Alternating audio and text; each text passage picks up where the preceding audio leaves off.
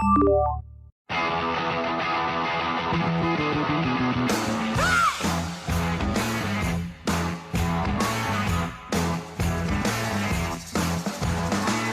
small Genie snuck up to the city, strung out on lasers and snatched back blazers, ate all your razors while phoning the waiters, talking about Monroe and walking on Snow White. New York's a joker and everyone tastes right. Poor little Greenie.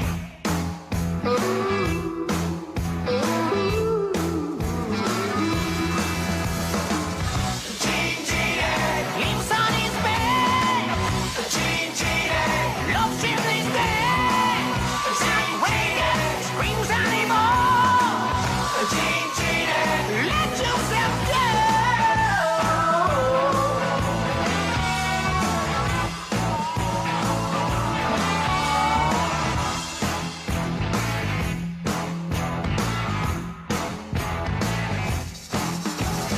It's like a man, but it smells like a reptile.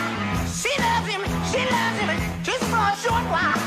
She stands in the stand, won't let go of his hand. He says he's a beautician, says you nutrition, keeps all your dead. Moment is that there is no question that there will be a challenge to the coming administration in the arena, but also there will be a surprise outbreak. We have not given it, I think, all of the attention that it deserves. Last May, Johns Hopkins University put together an exercise to simulate what could happen in the next flu pandemic. This news just in. Congresswoman Susan Brooks of Indiana, who's co-sponsored legislation to bolster the nation's preparedness for public health emergencies, was part of the exercise.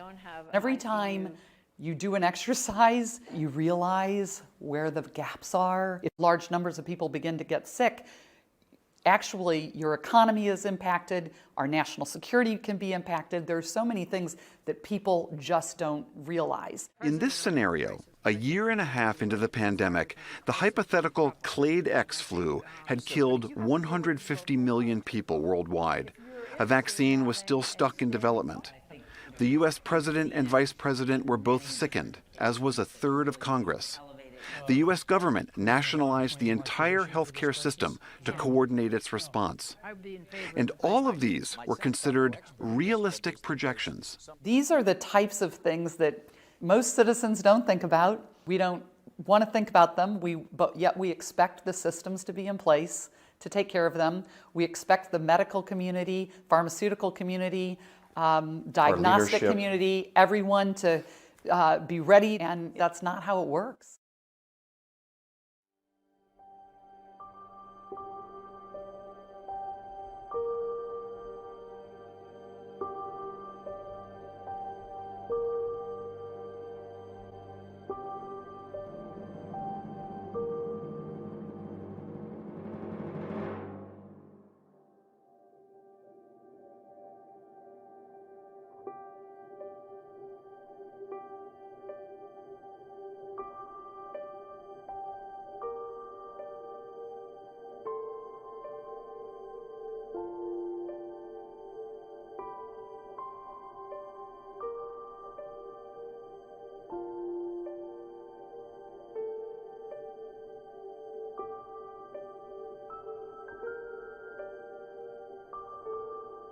Influenza is evergreen. It is always with us. Every year we have a seasonal epidemic of influenza, and sometimes we have pandemics. There were 3 in the last century, and we've already had 1 this century. We know there will be more pandemics, and by working to prepare for pandemics of influenza, we can strengthen our preparedness and response to seasonal influenza. And the work that we do for seasonal influenza makes us more protected against pandemics. Well, there's a lot that CDC is doing to prepare. We break things out into what we call task forces. We have a group that looks at the epidemiology and laboratory, all of that to characterize the virus and determine where it's coming from.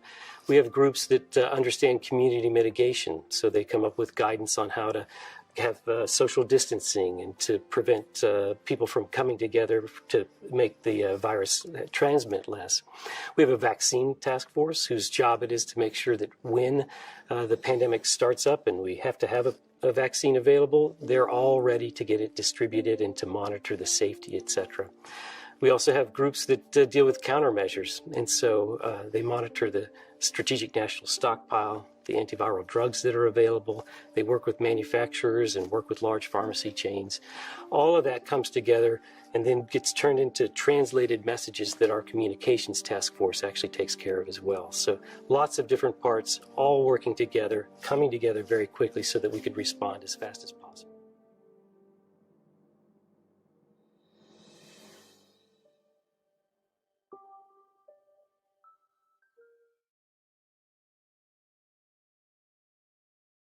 Over the last week, my administration has taken several precautions to address the challenge posed by the 2009 H1N1 flu virus. Those precautions included disseminating public health recommendations through a variety of media and developing a candidate vaccine virus in less than 3 weeks. By June, there were 18,000 cases of H1N1 flu in the U.S. WHO has officially declared us to be in a pandemic. In July of 2009, scientists and public health experts from across the country came together in a pan-flu summit at NIH to discuss the most effective ways to minimize the impact of the H1N1 flu. We're aggressively planning for a vaccination program. The FDA has licensed the H1N1 vaccine from 4 of the 5 manufacturers. The FDA has licensed the H1N1 vaccine from 4 of the 5 manufacturers.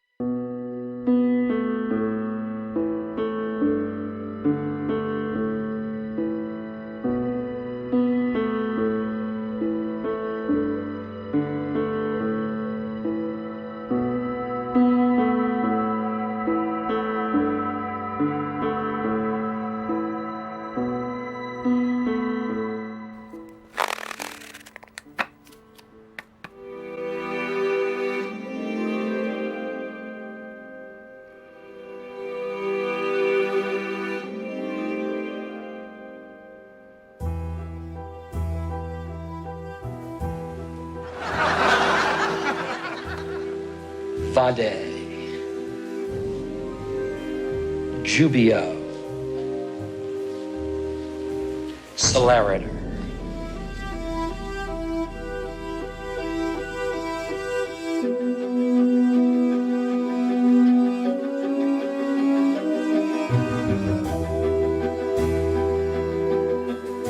Seven of diamonds. The 7 of diamonds from the 6 to the 7 of diamonds, and the gentleman on the end. 10 of spades. The 10 of spades.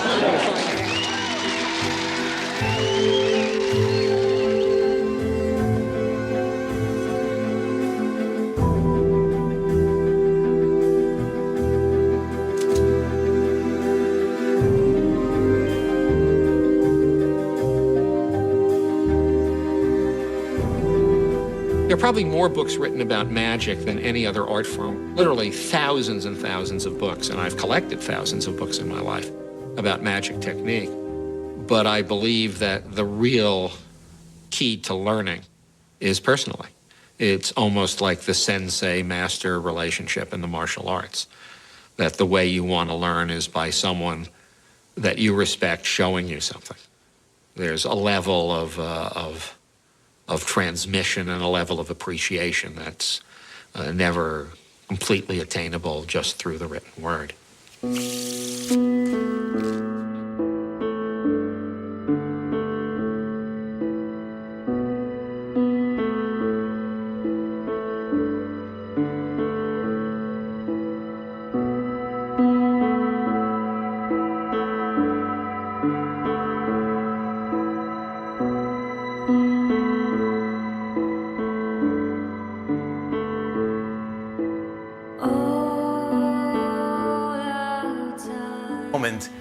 Is that there is no question that there will be a challenge to the coming administration in the arena, but also there will be a surprise outbreak. And I hope by the end of my relatively short presentation, you will understand why. If this H1N1 pandemic influenza virus had appeared in November or the beginning of December, we would have incorporated it into one of the components of the seasonal flu and no one would be asking the question. In 2017-18, we had the worst seasonal flu that we've had in memory, about 80,000 deaths and almost 1 million hospitalizations.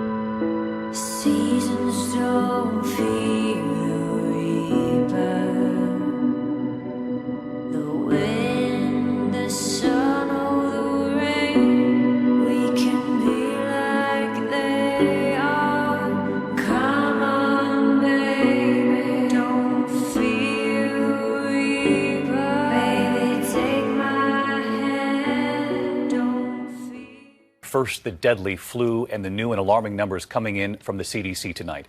Among the worst flu season in a decade, and it hasn't peaked yet. 39 states now reporting high flu activity. 7 more children lost last week alone. 37 children dying so far this season. But tonight, another age group making news because of how hard this is hitting this year, baby boomers.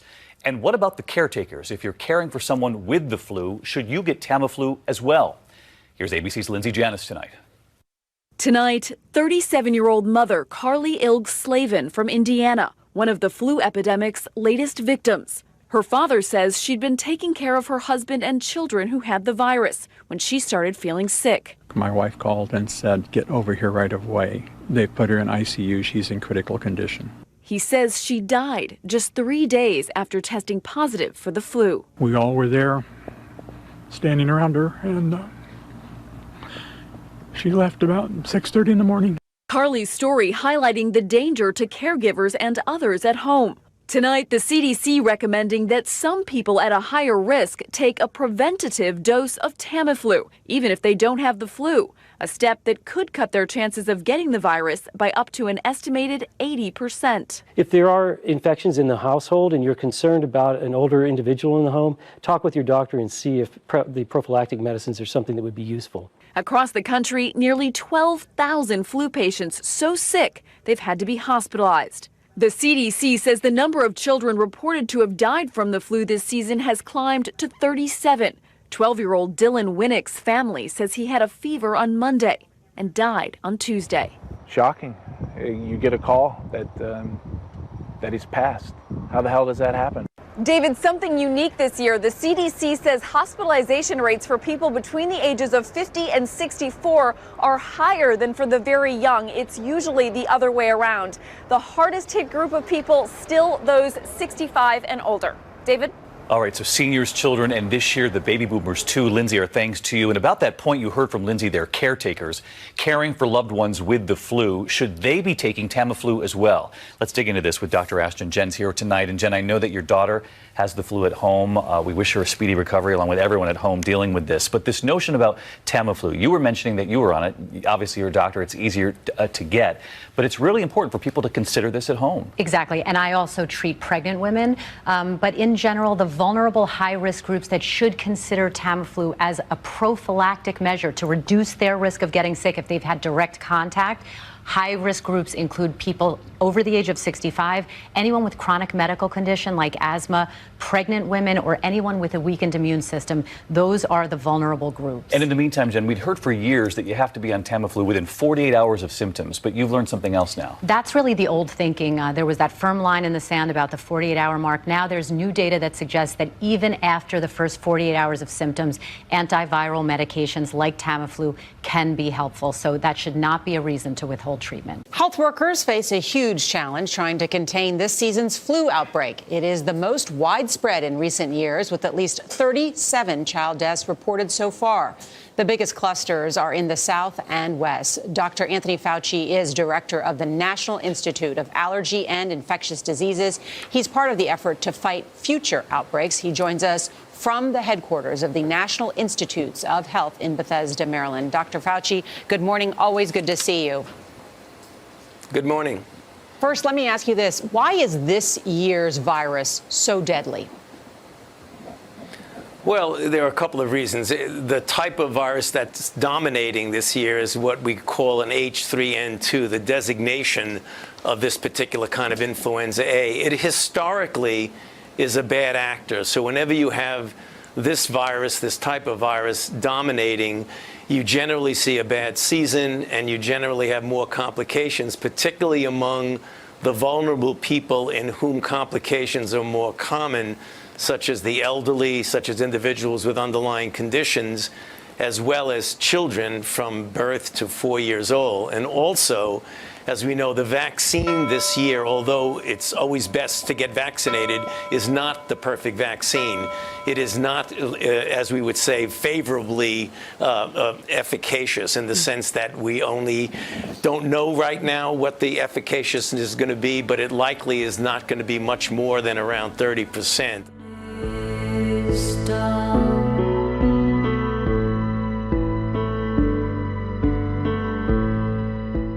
I say that with some trepidation because I don't want people not to get vaccinated. Every type of protection against the virus with a vaccine is better than no protection at all. So a combination of a vaccine that doesn't work very well and a really bad virus. So given that combination, Dr. Fauci, what should people do? Well, the first thing you should do, and again, getting back to vaccination, if you have not been vaccinated, you should get vaccinated. That's for sure. Then if, in fact, you do get infected, if you have what looks like it's going to be a serious infection, don't hesitate to get to a healthcare provider who can get you an anti-influenza antiviral like Tamiflu. This is particularly true for people who fall into the risk categories where complications are common. So if you're an elderly person or you have an underlying disease, you should not wait to get anti-flu medication. Dr. Fauci, as it's been 100 years since that lethal 1918 flu, and you're saying there could be one virus that could be catastrophic.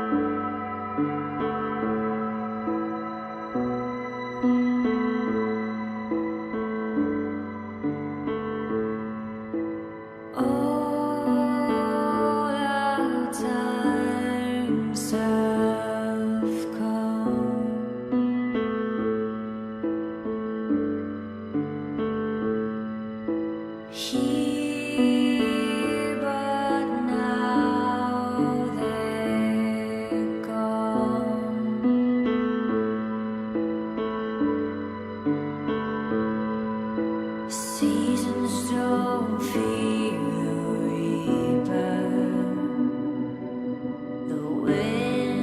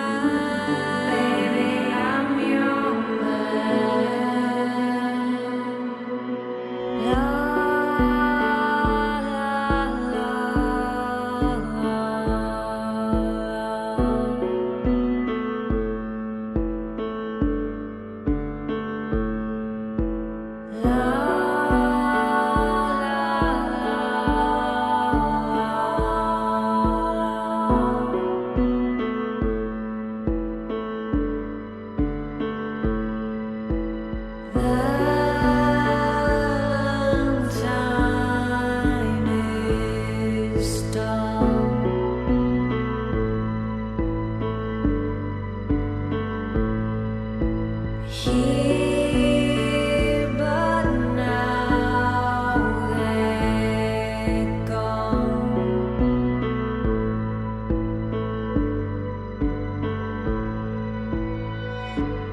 Romeo and Juliet.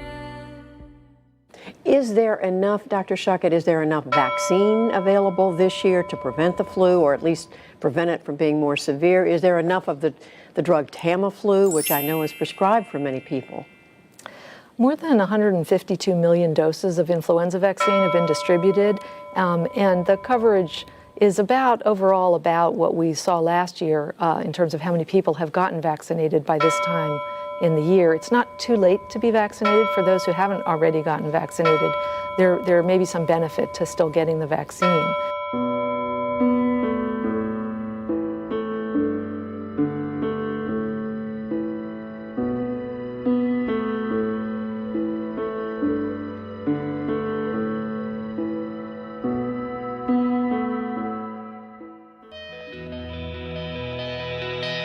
In today's morning rounds, this flu season is on track to be one of the worst in recent history. In terms of the number of people infected, flu is now widespread in almost every single state, and nearly 10 million people have become ill so far. 4,800 of those people have died. Pediatric deaths are double what they were this time last year, and Dr. Tara Narula is here to help us understand why. So 32 children have died so far from the flu this year. Why is it up so much? So it's interesting. This year, the word we use about the flu is unpredictable. And it's been. Tonight, we began a special series about the threat from influenza. Every year, the seasonal flu emerges and kills tens of thousands of Americans and hundreds of thousands globally. But there's an even graver concern. Public health officials fear the emergence of a new, previously unknown flu virus that could be far more lethal and become a pandemic by spreading across the world. As William Brangham reports, it's happened before. The heart and the heart and my heartbeat, yeah, because of course I didn't have a beating heart for a little bit. 6 years ago, Autumn Redinger started feeling sick, but she was a 33-year-old mom, really healthy, and so she didn't think much of it. It was 2 days after Christmas, and I just kind of felt a little junky, a little cough here and there, but nothing horrible. I had texted my fiance, and it was a big jumbled mess, and that's when he The words you texted didn't make sense. They didn't make sense. Honestly, I don't even remember him coming to pick me up. Redinger was rushed to her local hospital in Punxsutawney, Pennsylvania, where doctors diagnosed her with the flu. My lungs started to fill on fire. Meaning when you would breathe in, it would burn? Breathe in, breathe out, it burned. The flu was attacking her lungs and filling them with fluid. She was then medevaced to University of Pittsburgh Medical Center, where she was eventually put under the care of Dr. Holt Murray. The lungs become very boggy, they fill with water, and you're not able to move oxygen from the outside world into your bloodstream. You can't breathe. You can't breathe, yeah. It kept getting worse. Her lungs were failing. She was put on a ventilator, but even that couldn't get enough oxygen into her. It was a nurse who slipped up and made a comment about me dying. And I was just like, what? Oh yeah, you died like twice. You were on a machine to keep you alive. And I'm like... That machine, called an ECMO, took out her dark, depleted blood, pumped it full of oxygen, and fed it back into her body. It runs through the pump in the oxygenator and comes out cherry red. That is a very intensive intervention to try to save someone's life. It's as intensive as it gets. We're taking 5 liters of blood a minute, taking it out of the body and returning it. It went way, way, way, way up. Days like that are what keep Dr. Anthony Fauci up at night. In 2017-18, we had the worst seasonal flu that we've had in memory, about 80,000 deaths and almost 1 million hospitalizations.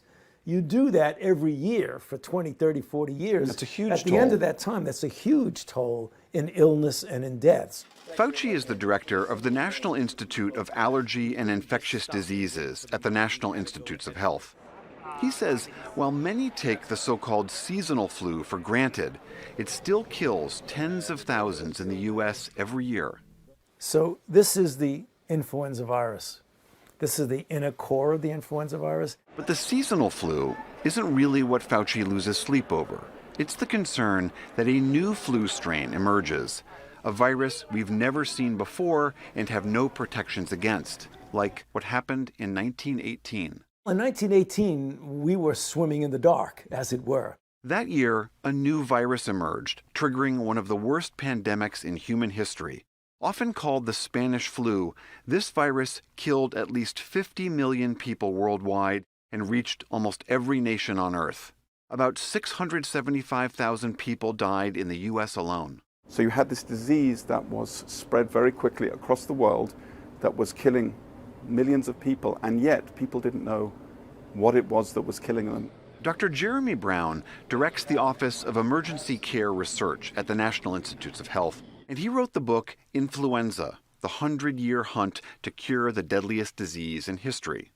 Brown says not only did doctors not understand this was a virus sickening people, but they had no antibiotics to treat the secondary deadly pneumonia that often accompanies flu. The treatments they did have often made things worse. So you had bloodletting, you had enemas. Everybody seemed to get an enema back then. Exactly at the moment when you're incredibly dehydrated because of the pneumonia. And then whiskey and champagne. All this led to a higher than normal death rate among 20 to 40-year-olds, the people typically much less susceptible to flu. More soldiers were killed by 1918's flu than died in battle during World War I. Asian influenza spreads rapidly. Since 1918, the world has seen 3 flu pandemics. Thankfully, none has been as deadly as the first. There was the 1957 Asian flu, 11 years later, the Hong Kong flu, and most recently, the 2009 swine flu. It wasn't particularly virulent, so that the number of deaths in 2009 among the general population was even less than a regular seasonal flu, even though there were many, many more infections. The concern, of course, is that the next pandemic would be both contagious and deadly. That's what has public health officials worried today. If or when a new virus emerges, it will be researchers here at the Centers for Disease Control in Atlanta who will try to spot it and identify it as quickly as possible. It's not an earthquake or a hurricane with just one geography affected. The whole world is vulnerable. When a new strain emerges, it's up to Dr. Ann Shukat and her colleagues to help identify the virus, monitor its spread, and help coordinate treatment of the sick. She's the principal deputy director of the CDC. You don't want to have a plan that assumes things are going like this when your early observations point in another direction. So the better the working relationships are, the more quickly you can adapt, the more nimble the response. Shukat stresses the importance of early detection. Even 2 weeks can make an immense difference in vaccine development and saving lives. We know we will have more pandemics of influenza. It's not if, it's when. You're confident of that? Absolutely. The probability of a pandemic tomorrow is the same as it was in 2009. So we can't be complacent about our state of preparedness, but we can't assume that the next pandemic will be like the last ones. We have to work through the different scenarios. And the CDC are not the only ones gaming out those scenarios. We have not given it, I think, all of the attention that it deserves. Last May, Johns Hopkins University put together an exercise to simulate what could happen in the next flu pandemic. This news just in. Congresswoman Susan Brooks of Indiana, who's co-sponsored legislation to bolster the nation's preparedness for public health emergencies, was part of the exercise. Every time you do an exercise, you realize where the gaps are. If large numbers of people begin to get sick, actually your economy is impacted, our national security can be impacted. There's so many things that people just don't realize. In this scenario, a year and a half into the pandemic, the hypothetical Clade X flu had killed 150 million people worldwide. A vaccine was still stuck in development. The U.S. president and vice president were both sickened, as was a third of Congress. The U.S. government nationalized the entire healthcare system to coordinate its response. And all of these were considered realistic projections. These are the types of things that most citizens don't think about. We don't want to think about them, but yet we expect the systems to be in place to take care of them. We expect the medical community, pharmaceutical community, diagnostic community, everyone to be ready, and that's not how it works. Depending on how we lay it in the Jeep, I'm not sure if we can all go. Is anybody listening to me? Yes. Years later, much of Autumn Redinger's experience is still a mystery. You have no idea how you got the flu. No idea. No clue. No idea. She carries a few lingering traces of her brush with influenza, some scars, and a few side effects. I just kept telling myself, it's okay. You're a miracle. You're alive. Yeah, your toes might not bend. Yeah, your lungs act a little funny. Yeah, your memory's shot. You have a few scars, but you're alive. It might rain tomorrow. Her case remains a striking reminder of just how serious this virus can be. For the PBS NewsHour, I'm William Brangham. Take a look. You see all that red? I mean, how could you not? That should be a red flag about just how bad this year's flu season has gotten. The CDC says influenza is widespread in all but 2 states and Washington, D.C. It's that map, that rampant spreading virus we should be worried about. Let's bring the focus back to where health officials here say it should be, the flu.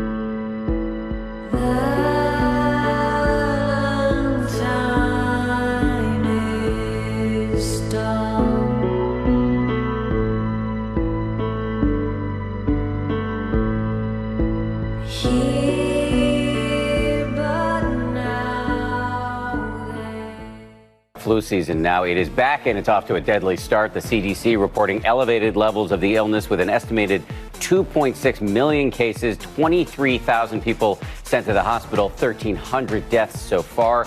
Dr. Jen is here to tell us what we need to know and how we can stay healthy. Good morning. Good morning again, Dan. What's the latest here? Well, the weekly flu report is out from the CDC. Take a look at the map. What you can see now is widespread flu activity in 23 states. I want to be clear, when you see a map like this, brown, yellow, orange, and you hear the word widespread, that refers to geography. If you see the pretty map with a lot of red, it's very dramatic, red, yellow, green, that refers to flu-like activity and the severity of how bad people are going to see their doctors. So very different terminology, very important distinction. Gotcha. One of the things people always wonder, how effective is this year's flu vaccine?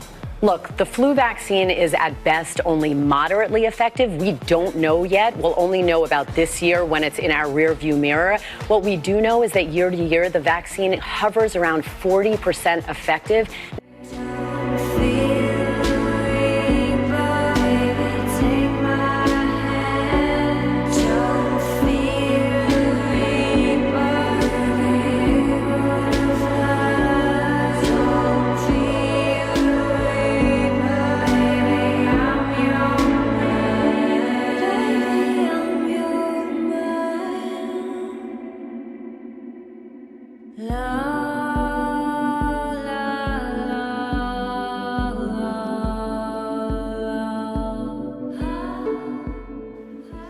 The failure to prepare could allow the next epidemic to be dramatically more devastating than Ebola. So next time we might not be so lucky.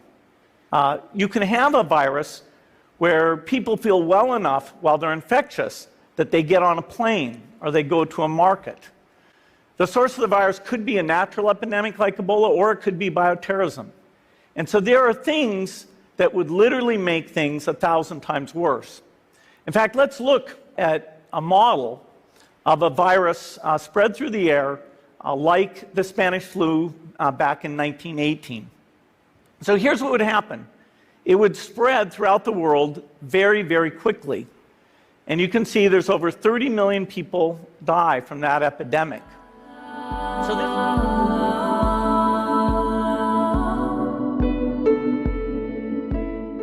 So this is a serious problem. We should be concerned.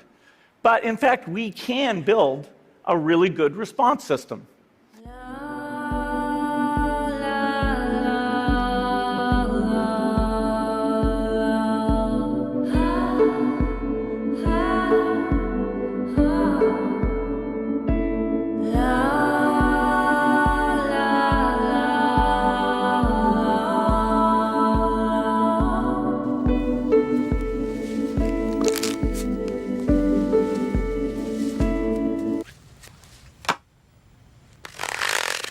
Cards are like living, breathing human beings.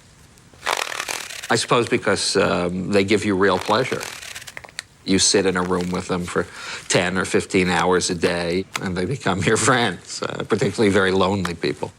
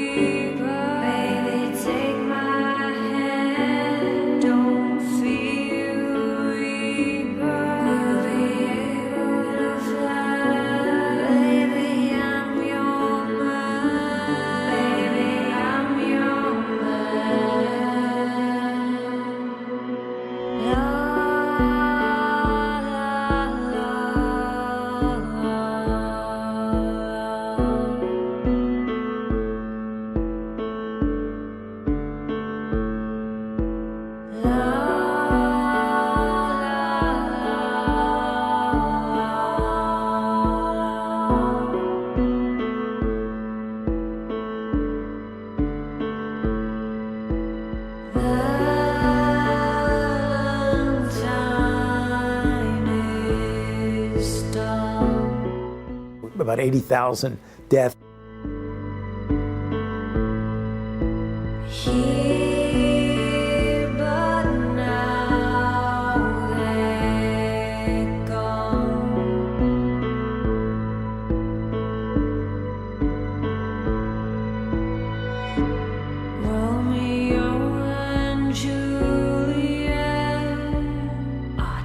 Together in eternity, Romeo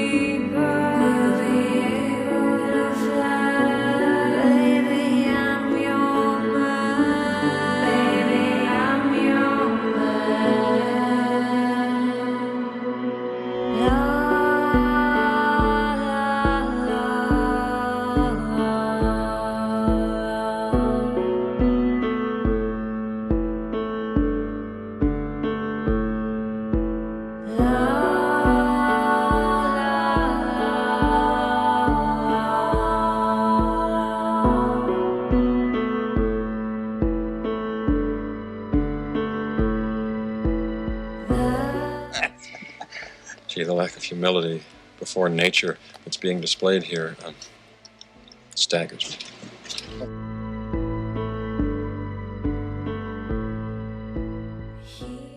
Well, thank you, Dr. Malcolm, but I think things are a little bit different than you and I had feared. Yeah, I know. They're a lot worse. Now, wait a second. Now, we haven't even seen the part yet. Don't let him talk.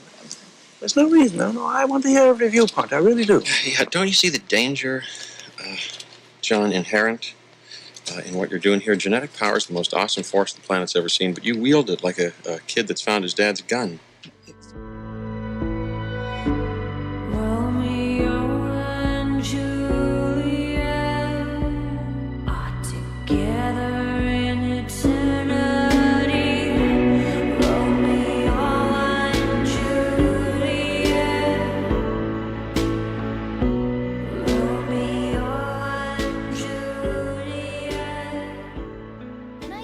Ask Dr. Taubenberger why he studies 1918 influenza. You know, I think that a lot of people assume that studying the 1918 flu is just sort of a question of historical curiosity, you know, that we're just scholars and we're just interested in some remote thing that happened 100 years ago and it doesn't really have any impact on the current time or the present. And certainly studying what happened in 1918 is of immense importance from a historical and a sociological standpoint. A pandemic of this magnitude that impacted everything on Earth certainly affected all field of human endeavor, and it's worth studying. But for me, as a physician, the important thing is what can we learn about what happened in the past to try to apply that knowledge to how can we prevent something like this from ever happening again. So that's really what drives me. I guess many people who have asked me questions about it also assume that after 20 years of working on this and having the sequence of the virus for over a dozen years, that we should have all the answers by now. You know, why is it that there's no simple answer? How come I can't just point my finger to one mutation on one of the genes of the virus and say, aha, this is why it was such a killer flu? And the answer is that biology is just really amazingly complex, and it's really humbling that so much work and so much scholarship over 100 years by so many people, laboratories and epidemiologists and others, still have not answered all the questions. And it's, in a sense, disheartening, but also it's the same thing that drives me every day. A virus that only has 10 genes with only 13,000 bases can cause so much disaster to humans. Here we have a genome with 3 billion bases and we make 50,000 genes. And this simple little virus, we still don't actually understand how it works. We don't understand what all the proteins do. We don't understand how they interact with each other and interact with host cells. We don't understand even the simplest questions of how the virus is packaged and transmitted. And it's, in one time, very frustrating, but it's also, you know, motivating for me and many other people to want to get in the lab and tackle this problem every single day to try to help public health.